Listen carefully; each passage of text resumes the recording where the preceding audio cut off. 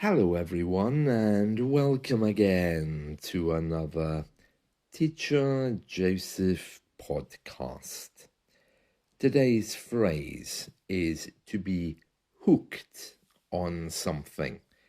To be hooked on something.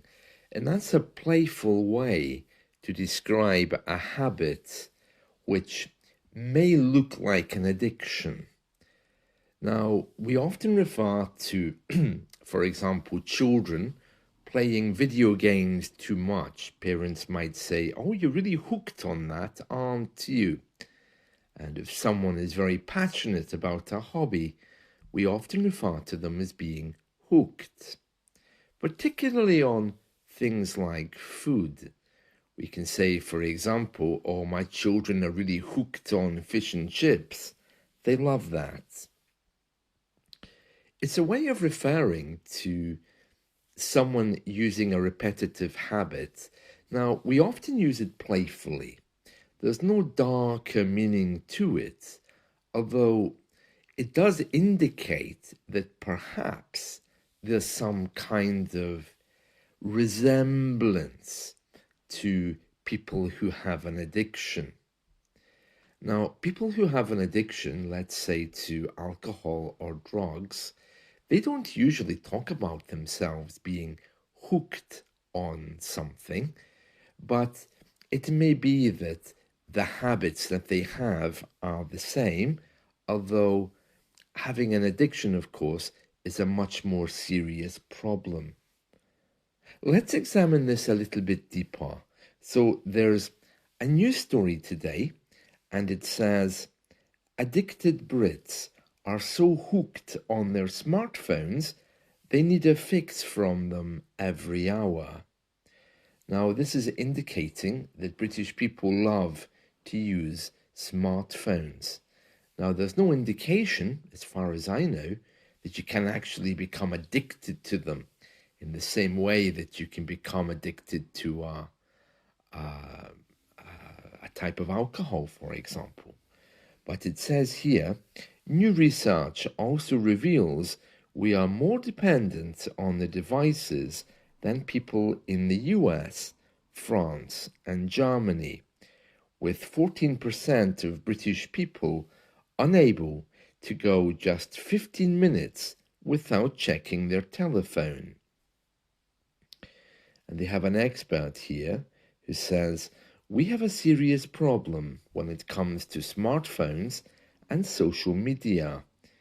Unease about digital addiction, combined with a strong view that social media is having a negative impact on young people, also makes the UK public the most likely to say that the government isn't doing enough."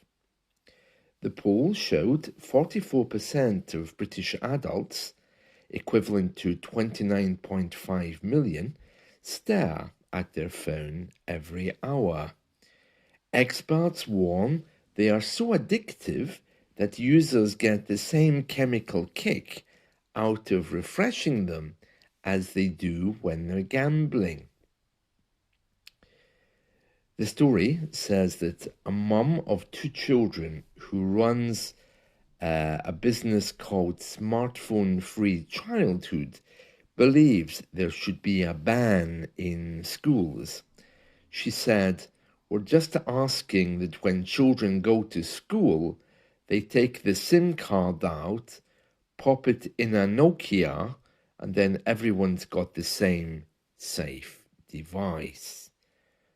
Okay, well, I'm not I'm not sure of the practicalities of that, because most phones these days, or at least many of them, have eSIMs, and I'm assuming they want the SIM card to be taken out and put into the old Nokias, which don't have smartphone capabilities, the ones you can only use to send texts, like the Nokia 3310.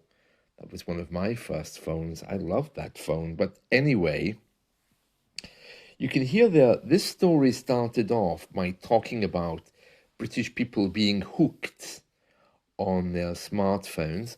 And then it goes on to talk about a deeper problem, and they mention the word addiction. Usually, amongst British people, we don't use the words hooked on in such a dramatic way. For example, I could say my mother is really hooked on the drama that's on TV every day, or my cat is really hooked on his snack, which is called Lick Licks. He goes really crazy for that. I don't quite know why. And we use hooked on in these kind of more playful ways.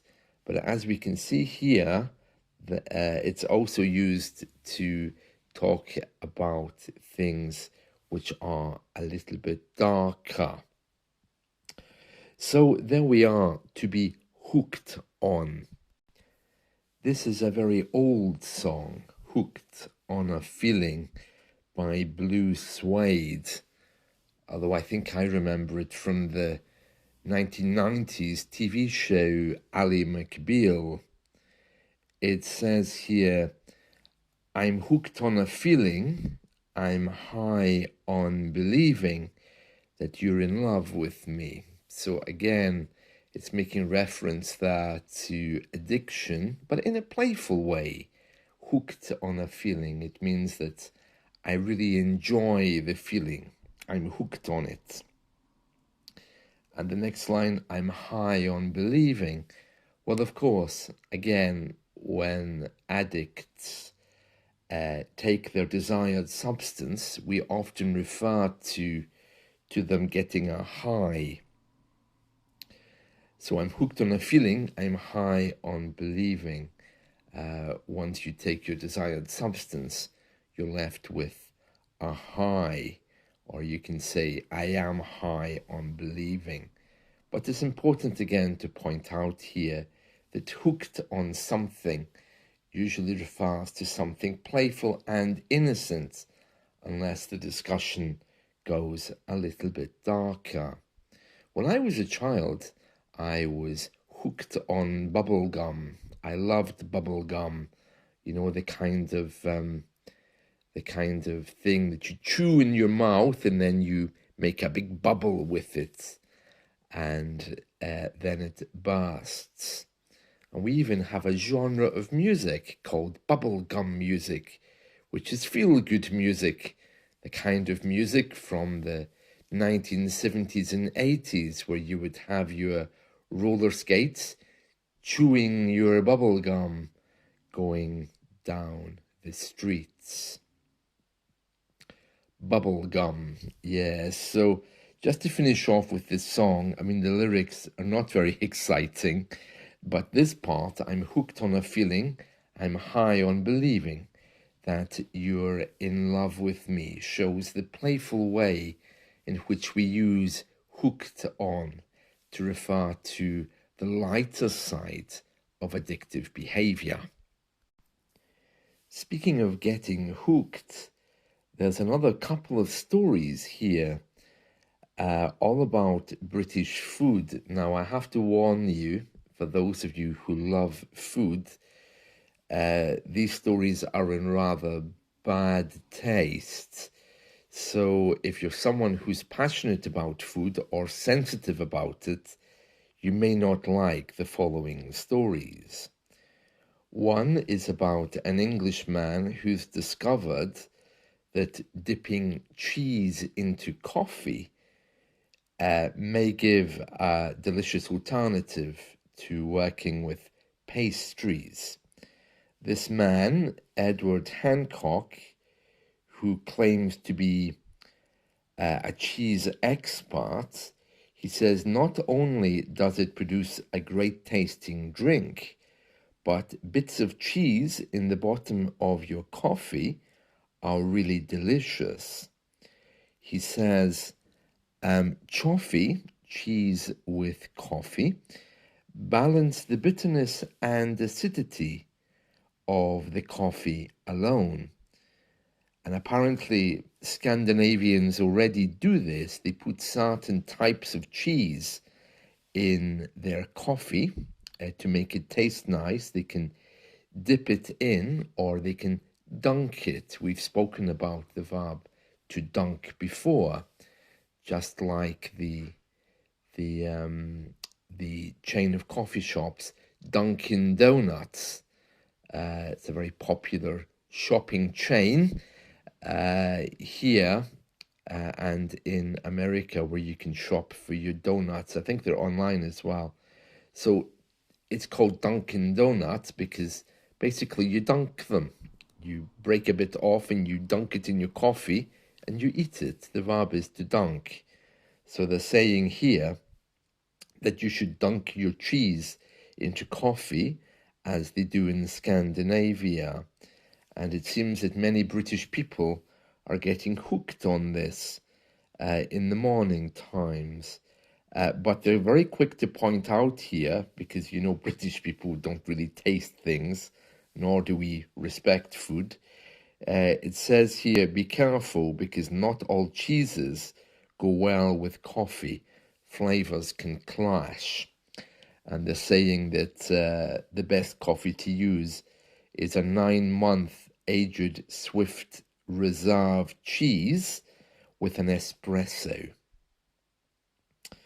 So not my kind of thing at all. It sounds disgusting. And on that same note of food, the Great British Breakfast is apparently changing, and depending where you go, you may now be offered chorizo sausage instead of traditional British-style sausages, masala beans, which is a spicy version of British beans, bao buns, the Chinese small bread rolls, and even banana. And it says here, the English Breakfast Society, I didn't know there was one, says it has dropped the dogma surrounding the modern tradition amid its explosion in popularity. It's now spiced up with an Asian and Chinese twist. It says here, we aren't talking about excluding the British farmer from our breakfast plates. We're just becoming more open to the idea of substituting ingredients, such as chorizo instead of the British sausage, bao buns instead of toast, and spicy beans instead of normal beans. Oh no. Ooh. So I don't think I would be rushing out to get that. Part of the problem, I think, is British people, we don't taste. We just eat to satisfy our hunger cravings, but we don't really appreciate what we're eating. We just eat. For example, after being drunk, the big breakfast kind of fixes our belly. So we don't do it because we love the big English breakfast. We do it because either we're on holiday or we know we're going to be drinking alcohol, and it's a way of calming our stomachs, lining our stomachs before we begin. And many people also have the big breakfast before they start work. And there we are. So that's some news for today. I know many people are hooked on the big breakfast. You know, they love that. I'm not. Oh, no, no. Even the vegetarian version, because it's dripping with oil, doesn't do much for me at all. Although when I was younger, I really didn't care. But now that I'm more educated with food, and also because I don't drink, I don't feel a need to be eating such stuff. And next to that, it says, in a very small story, British people are going mad for the Japanese drink sake. The 15% fermented rice drink is making inroads. That just means beginning to appear or have an impact. Experts suggest swapping out wine for sake. Yeah, again, when I was younger, I tried sake. There's two types, isn't there? There's the one that's white, it looks very milky, And as I recall, it's much more delicious than the other one, which is simply like a white wine. Yeah, it's very interesting. So it looks like British people are beginning to change their appetites, looking for more exotic things, presumably because they travel. Yes, sake is very famous, isn't it, around the world? Well, that's it from me today. I hope you've enjoyed this. Let's talk again soon. See you. Bye.